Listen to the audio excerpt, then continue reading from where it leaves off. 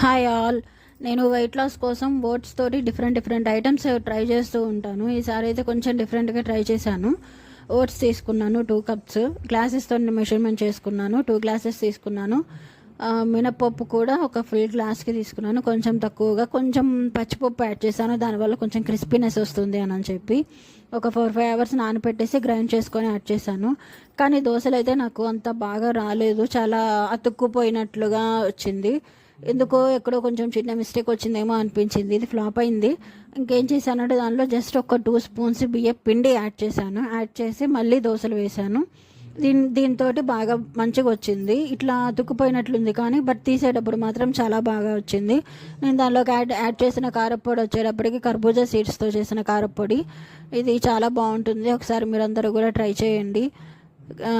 Taste అయితే మా పాపకు కూడా చాలా బాగా నచ్చింది. ప్లీజ్ సబ్స్క్రైబ్ చేసుకోండి. Thank you.